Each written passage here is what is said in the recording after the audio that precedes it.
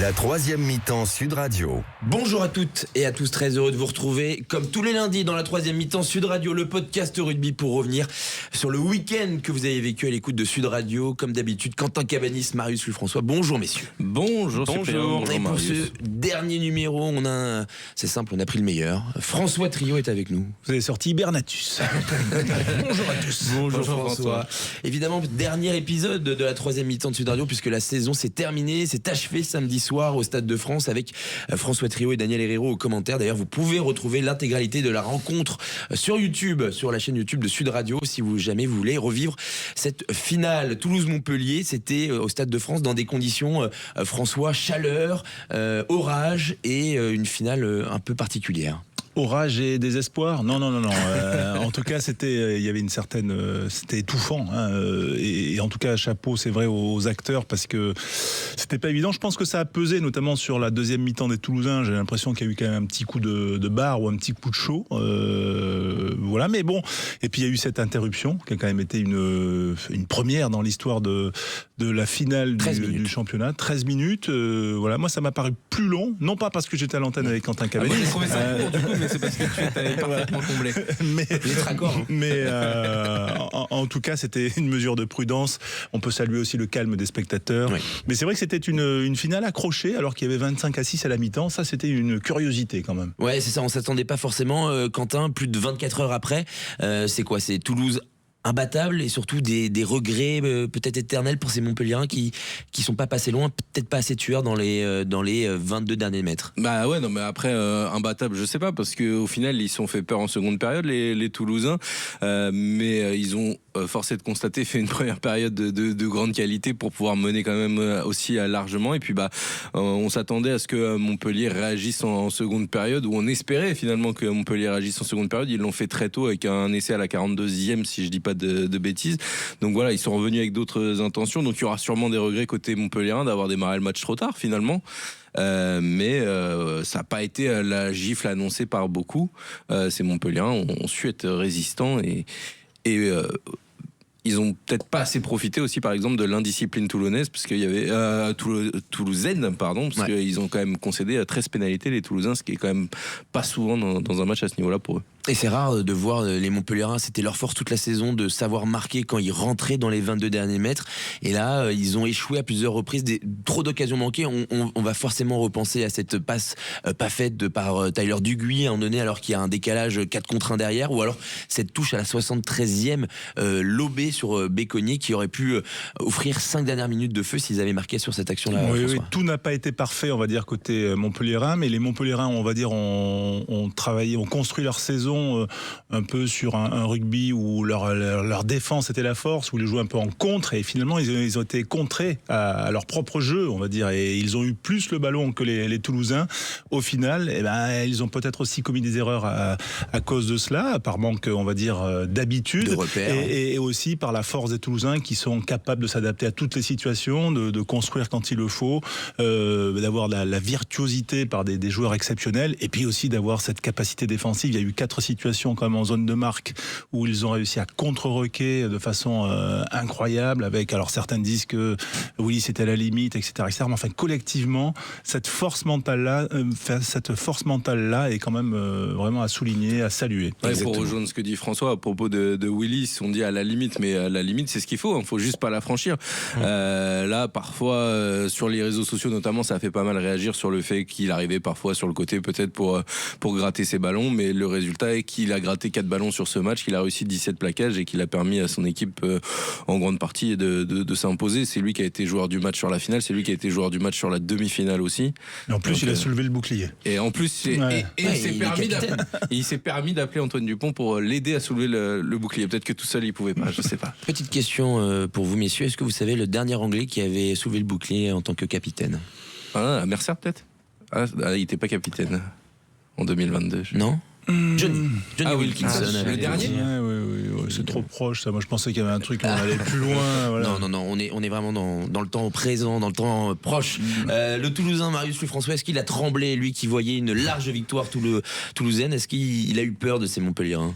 Ouais, très honnêtement, surtout notamment sur la deuxième période en fait, parce qu'effectivement à la fin de la première, 25-6, Toulouse déroule, il y a 3-4 actions, il marque 3 essais, c'est ultra réaliste. Il y a quelques erreurs, d'ailleurs Montpellier-Rennes, notamment le premier essai de Movaca, où c'est quand même une erreur assez dommage pour les Montpelliérains sur cette touche. Ils se font prendre hyper rapidement. Après la suite de l'action, voilà, c'est à la toulousaine. Le réalisateur de la rencontre s'est fait prendre. À la fin de passe, tout le monde a marché dedans. Hein. Exactement, mais non, j'ai eu assez peur sur cette deuxième période, et notamment le premier essai de Picardo, ça relance directement. Pour ne rien vous cacher, j'étais en train de me ronger les ongles terriblement avant la touche à la 73e, puis finalement quelques erreurs Montpellier-Rennes sur la fin dans les moments clutch. Et c'est ce que je pense qu'ils vont pouvoir regretter, les hommes de Codulot. Et sur le Bel, est-ce qu'il peut pas y avoir essai de pénalité quand il prend le carton jaune en ayant sorti directement le ballon du terrain? Avant, il retient quand même son adversaire par le maillot.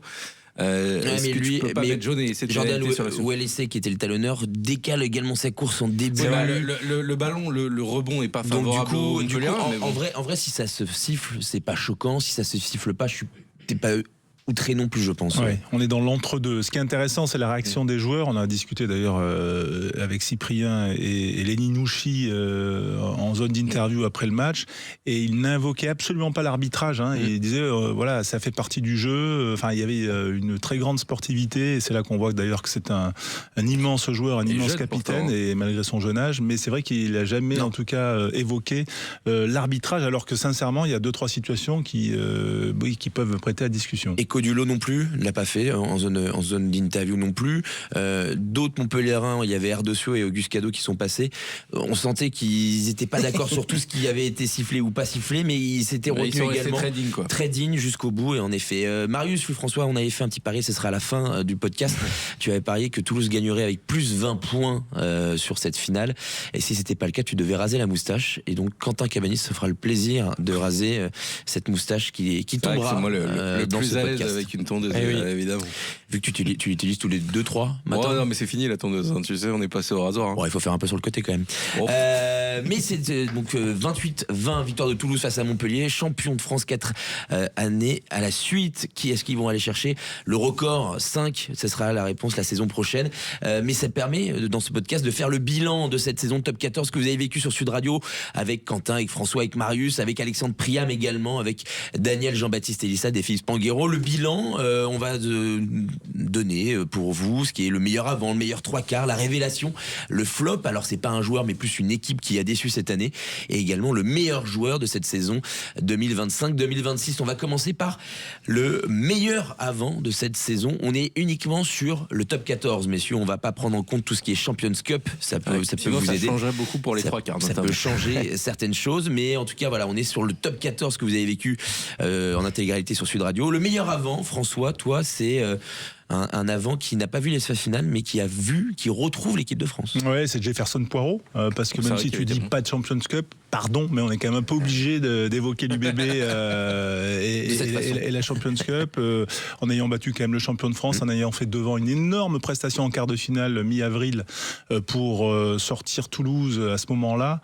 Moi, je crois que voilà, c'est ce qu'il a manqué ensuite sur la fin de saison au Bordelais, c'est-à-dire cette fraîcheur, certains blessés, Coleman, Tamaifuna, voilà. Mais Jefferson Poirot est le symbole pour moi à la fois du temps qui passe à l'UBB, de la progression de cette équipe et du jeu pratiqué. Puis lui aussi à titre personnel, il était, on va dire, hors équipe de France. Il avait choisi de se consacrer 100% à son club. Il a été rappelé et je trouve que c'est vraiment que justice, parce que ses performances au niveau européen, quand on est capable de rivaliser avec le champion de France, le champion d'Angleterre, le vainqueur de l'URC, le Leinster, c'est-à-dire l'équipe d'Irlande, je trouve que effectivement d'aller faire une petite tournée dans l'hémisphère sud, c'est pas mal et il le mérite. Il va être titulaire normalement en plus pour le match et c'est mérité, et en plus je trouve qu'il a pris une dimension dans le leadership qui est quand même assez impressionnante. Et on le sent plus apaisé, on a l'impression qu'il est plus entouré également avec d'autres leaders comme Maxime Lucu qui l'aide vachement. Il y en a qui prennent la lumière à côté. En tout cas. Et Et donc du coup c'est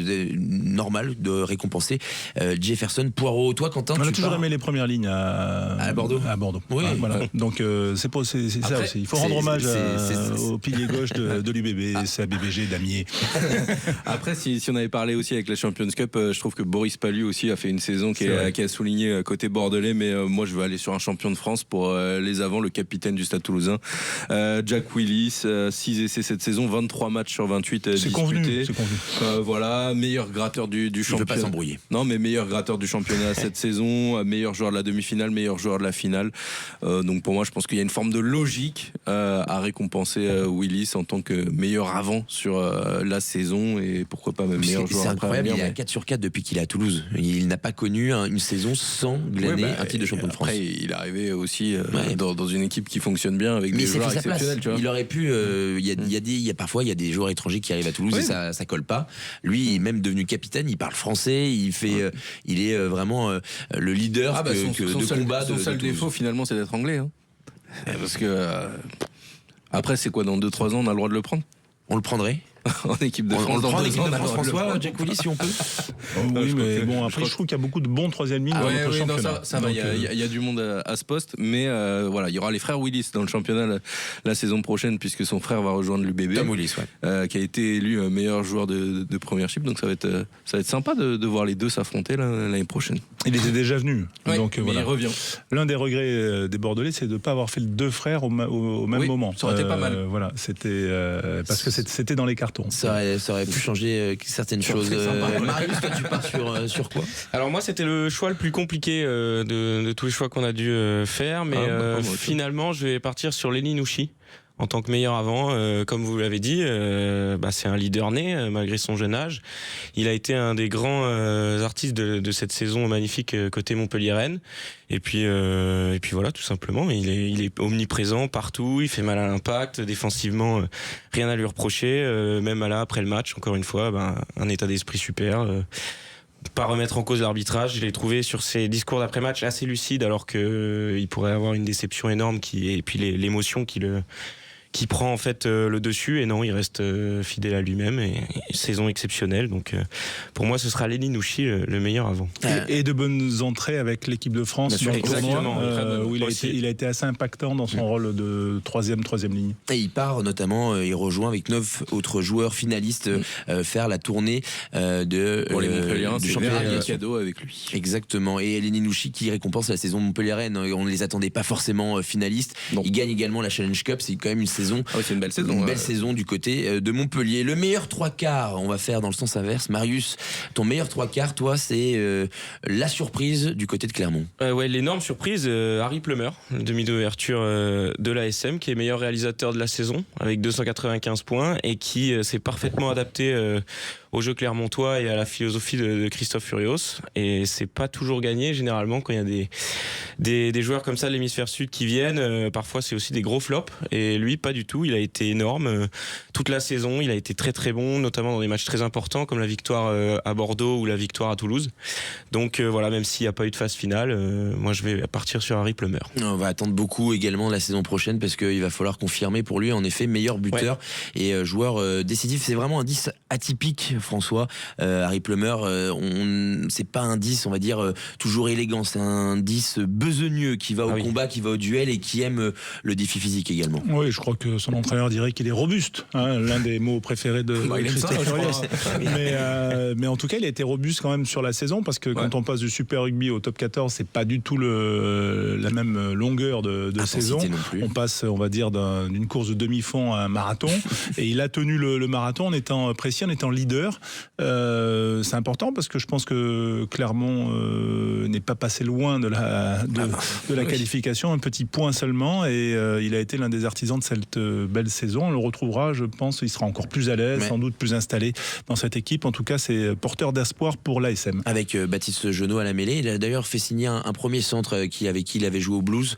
Il a recommandé un joueur qui va arriver pour la saison prochaine du côté de Clermont, histoire de travailler les automatismes. François, toi, le meilleur 3/4, c'est Louis Carbonel, demi-ouverture un demi d'ouverture. Demi-ouverture du Stade Français. Pourquoi ? Parce que outre ses 288 points et ses 24 matchs, 24 fois titulaire cette saison avec le Stade Français, c'est surtout la capacité à rebondir. L'an dernier, il était quand même première saison à Paris. C'est pas facile quand on est provençal de venir et provincial de venir jouer à Paris, même si on est professionnel. Il faut s'acclimater. Son temps d'acclimatation a été long et on a vu quand même l'autre visage de Louis Carbonel. Alors je trouve que c'est chapeau à lui d'abord d'avoir su se remettre en question et d'avoir retrouvé son niveau de confiance, et puis aussi chapeau au staff. C'est pour aussi faire un clin d'œil à la saison du Stade Français qui a été quand même demi-finaliste, et au staff de Paul Gustert. Je pense notamment à Morgan Parra qui était entraîneur de l'attaque et qui a sans doute aussi aidé à redonner confiance à Louis Carbonel, qui retrouve le statut qui doit être le sien, c'est-à-dire un des meilleurs joueurs français, qui a connu l'équipe de France,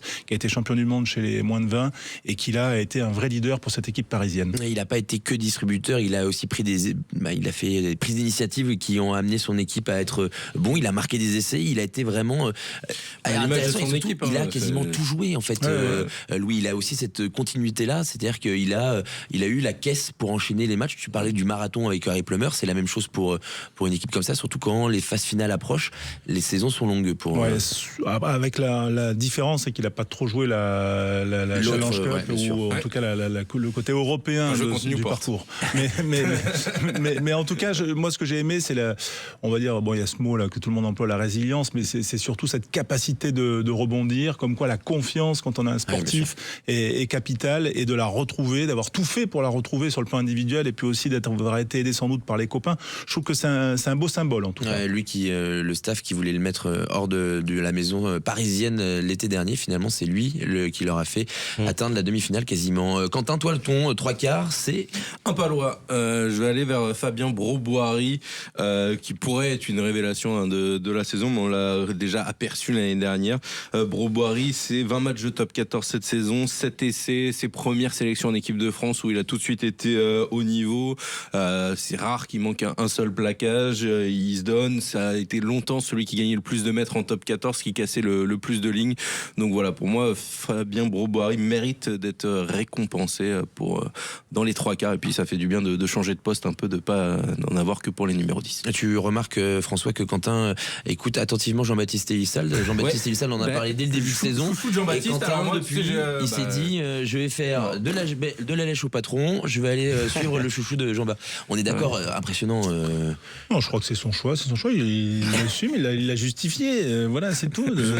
Mais c'est vrai, non, après, là où il a raison, c'est quand même qu'il a connu aussi l'équipe de France à 20 ans. On a l'impression qu'il est rentré en équipe de France comme ça, comme si c'était une équipe de club qui passait en gros des espoirs à la première, sans problème, alors que souvent, c'est pas évident, on peut être rattrapé par les émotions et tout. Non, c'est passé comme une lettre à la poste. Lui, il fait ses premiers matchs dans le tournoi, sur les 2 premiers matchs, il manque 0 plaquage, il arrive, qui est lui également de la tournée. Mais c'est vrai que cette génération-là, quoi qu'il arrive, on va dire ceux qui sont entre 20 et 24 ans, on a l'impression qu'ils ont une maturité dingue. On pense à Lenny Mouchy, on l'a cité, Nicolas Deporter également.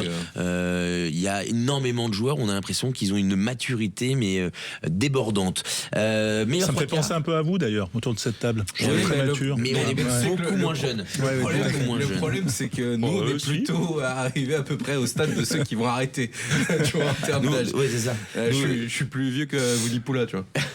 Non, moi je suis en pleine bourre encore. Ouais. Allez Marius, Plummer, Carbonel, Broboiry, les meilleurs 3/4. La révélation pour vous, messieurs. Quentin, toi ta révélation, elle est toulousaine. Ouais, j'ai hésité longtemps entre Arfeuil et Calvin Gourg, et finalement je vais trancher sur le Toulousain, parce que déjà il gagne le titre de champion de France. Calvin Gourg, il a goûté également à l'équipe de France avec ses premières sélections cette saison. L'année dernière, faut se souvenir qu'il a joué 0 match de top 14. Il en avait joué il y a 2 ans, mais l'année dernière il y a eu des pépins physiques, on l'avait pas vu, donc avec le Stade Toulousain en top 14. Et là on a vu qu'il pouvait jouer quasiment tous les postes à l'arrière. On l'a vu 10, on l'a vu centre, on l'a vu à arrière aussi. 13 titularisations, 7 essais, 2 pénalités réussies aussi, parce qu'il peut aussi buter, Gourg. Donc voilà, on a l'impression que c'est un joueur et ses premières sélections également. Exactement, c'est ses premières sélections, donc voilà. joueur polyvalent et exceptionnel, avec beaucoup de talent quand même, et des sacrés cannes, on a pu le voir. Donc Gourg en révélation pour moi. Et rafraîchissant également, Kelvin Gourg. François a été avec lui en zone d'interview après la finale.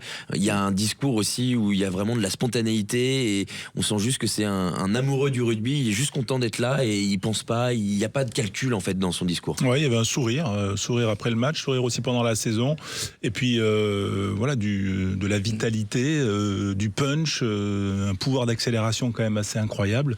Donc voilà, il rebat quand même les cartes du poste. Voilà, il succède à Pitaaki. Il fait partir Paul Coste peut-être aussi. Tout à fait, ça fait partie des raisons pour lesquelles Paul Coste est obligé de partir au Racing.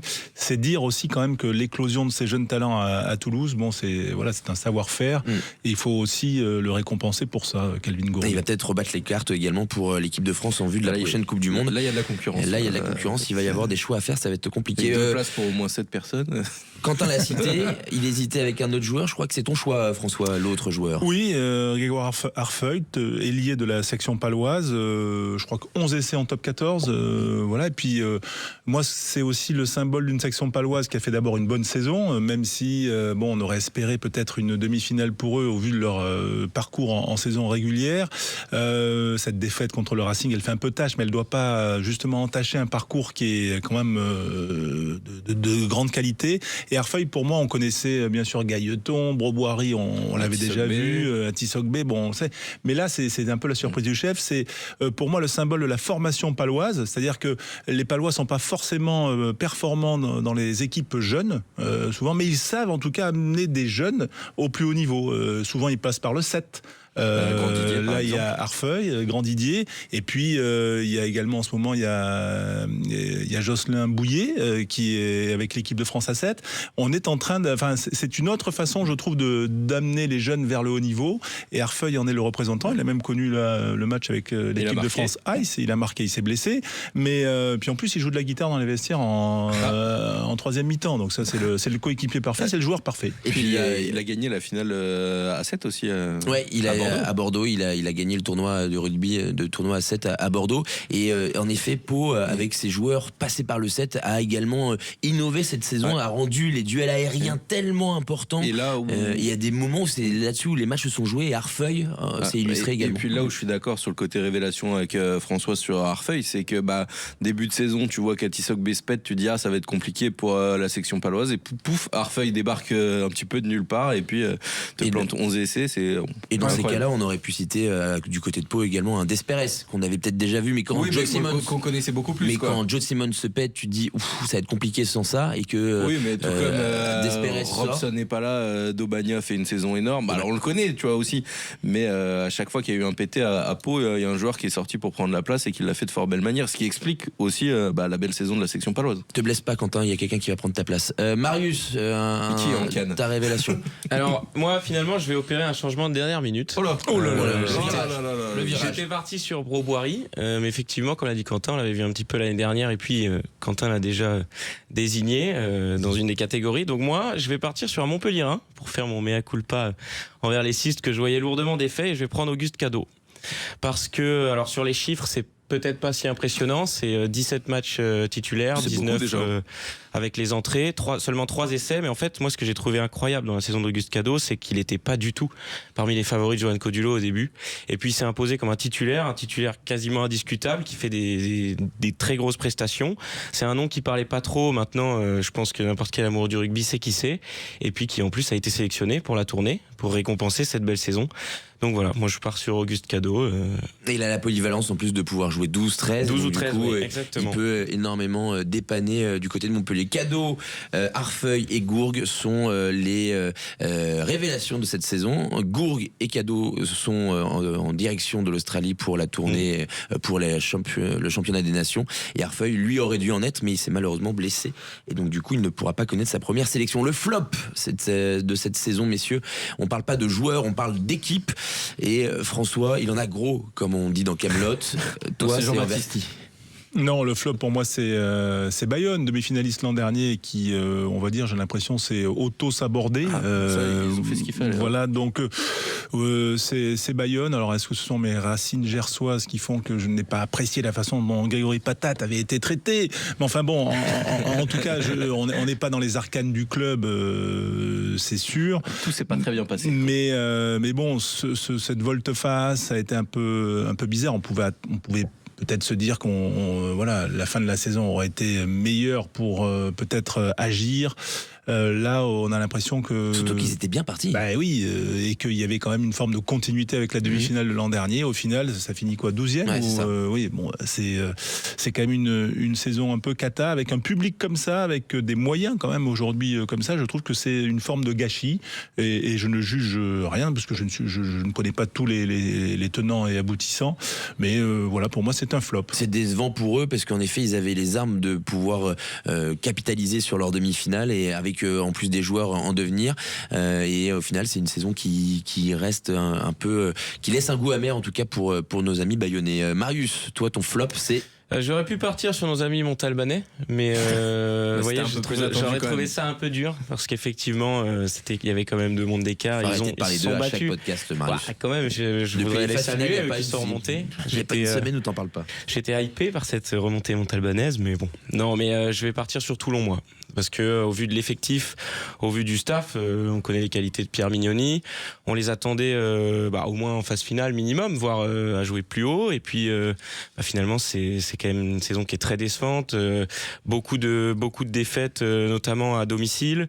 Et ce qui fait qu'à la fin, ils sont 10e, donc même pas dans le top 8. Donc ils ne joueront même pas de Champions Cup alors qu'ils avaient été demi-finalistes.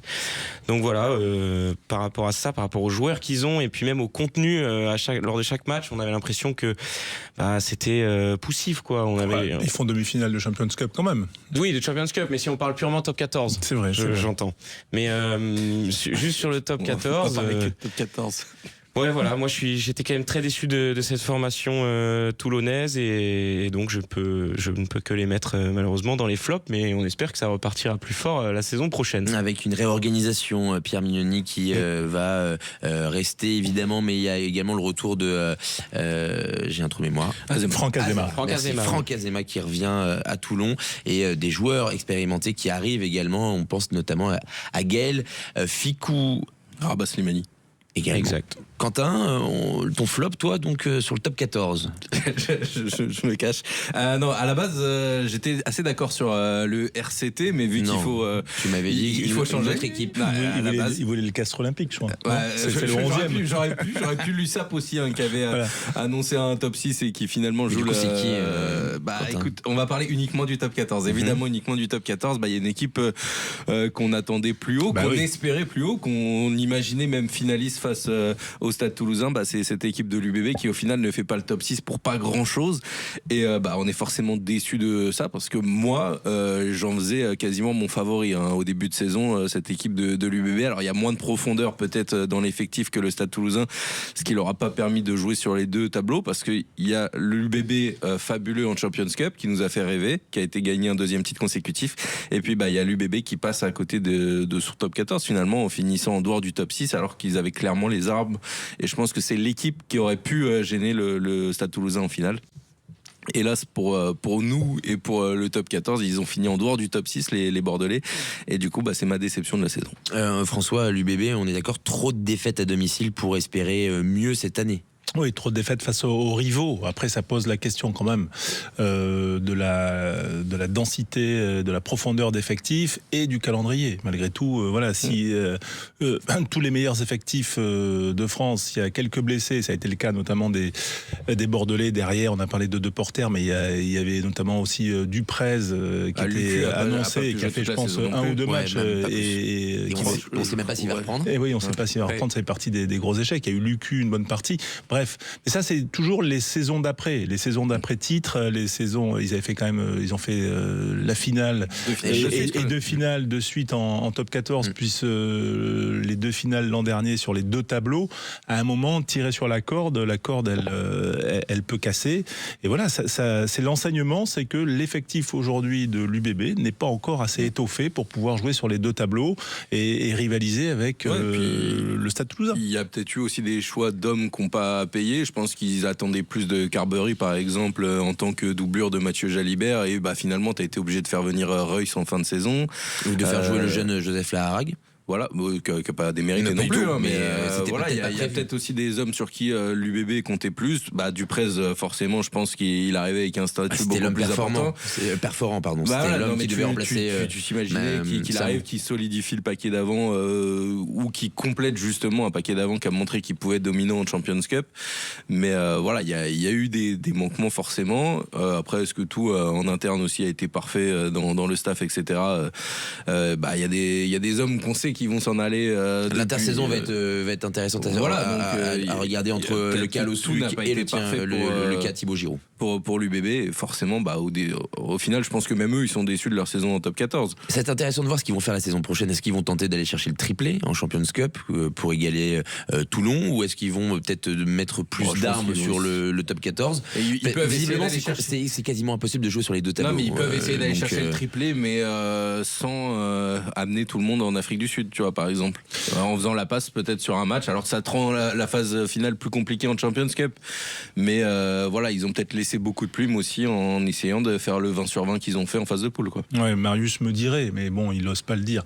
Mais on ne peut que regretter que l'UBB, et là c'est pas une question partisane, mais que l'UBB ne soit pas qualifié par rapport à la qualité du jeu produit. Et puis par rapport à la qualité des hommes, etc. Quand on voit ce qui a été fait en Champions Cup, mais pas que. Il y a eu quand même une qualité de jeu produit, une capacité de contre-attaquer, de créer, de nous offrir quand même des choses assez exceptionnelles. Je pense que pour le produit rugby, comme dirait Philippe Spanghero, je pense que c'est un manque pour le top 14, puisqu'on parle que de top 14. Sans manquer de respect au Racing 92, je pense pas que l'UBB en aurait pris 70. Ah non, mais c'est sûr. On va pas relancer ce débat, messieurs. Aucune autre équipe n'aurait pris 71 points. Donc.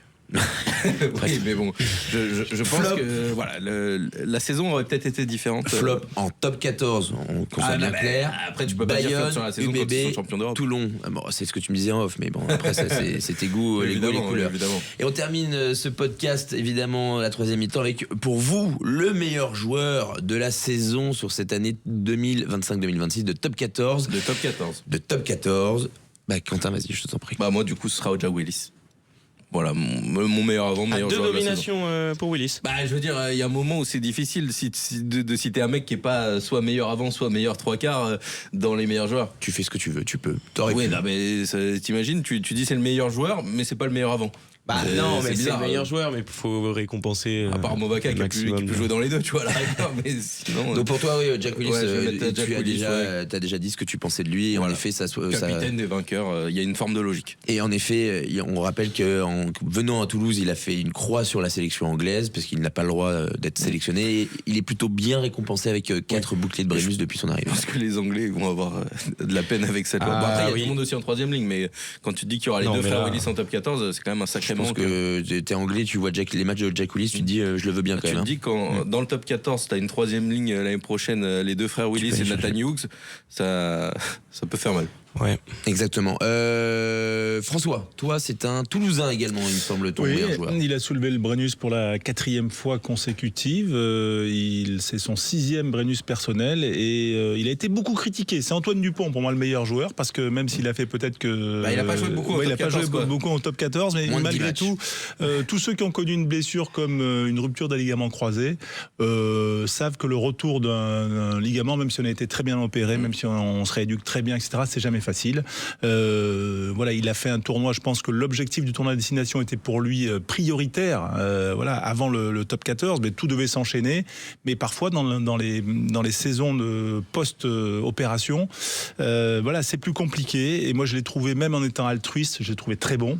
Parce que, voilà, c'est lui quand même qui fait la petite passe à Movaca pour le premier essai. C'est lui qui fait la passe au pied à Teddy Thomas après avoir enrhumé tout le monde et pour redonner le tempo quand il loupe un peu leur départ de match en demi-finale. Pour moi, c'est celui qui monopolise quand même le regard des défenseurs. C'est celui qui anime le jeu. Voilà, il y a effectivement 2-3 coups de pied de pression qui n'ont pas été complètement bien ajustés. Oui, mais enfin bon, voilà, c'est Antoine Dupont. Comme tu dis, c'est un joueur exceptionnel. En fait, et sincèrement, il n'y a qu'en France où on brûle ceux qu'on aime. Voilà, c'est comme Mbappé en foot, c'est comme bientôt on va dire qu'Wembanyama est nul. Comme toi. Voilà, mais en tout cas, Antoine Dupont, voilà, pour moi, ça reste le meilleur joueur du top 14. Mais là où je suis d'accord avec François, c'est que pour moi, Antoine Dupont, c'est le meilleur joueur du monde.